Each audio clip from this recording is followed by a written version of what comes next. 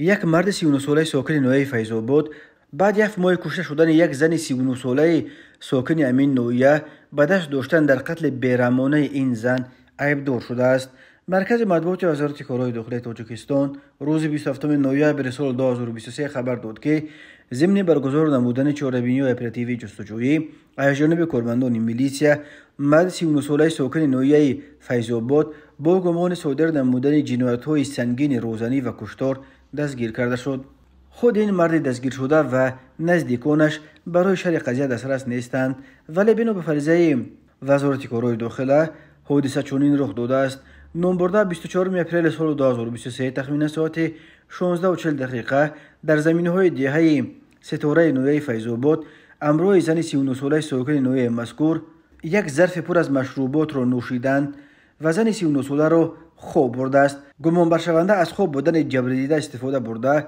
همیان او را کشاده، مبلغ‌های پولی را دیده، با دستانش گلویش را بوغی کرده، قصداً او را از حیات محروم ساخته است. بعد کشتن زن گمان برشونده جسد مرحوم را به داخل غار پرتافته، مبلغ 15,000 سومونی و یک عدد تلفن موبیلی تمغه سامسونگ او را تصرف نموده از جای حادثه غیب شده است. به ضد مرد دستگیر شده بر اساس دو ماده کودکس جنایتی جمهوری تاجیکستان ماده 104 قسم 2 بند ای آدمکشی با نیت غرضناک و ماده 249 قسم 4 بند ب روزنی با مقصد به دست آوردن پول و مال پرونده جنایتی آغاز کرده شده تفتیشات ادامه دارد. به ساکن فیض‌آباد بر اساس این دو بند قانون برای کشتار از 15 تا 25 سال زندان یا حبس عمرباد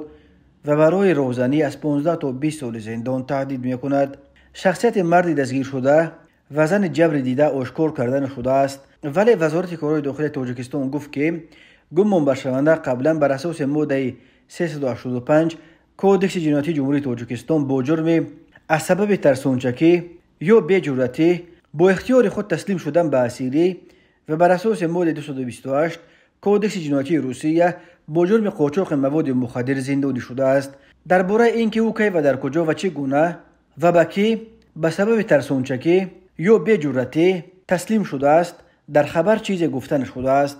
بنا به آمار رسمی وزارت کارهای داخلی تاجیکستان در نیمه اول سال 2023 در جمهوری 24 حادثه آدمکشی، 5 حالت روزنی و 61 مورد غارتگری ثبت شده است. این نظر به نیمه اول سال گذشته نسبتاً کمتر است، ولی آمار جنایت‌های وزنین در کشور همان نگرانی کننده باقی میماند.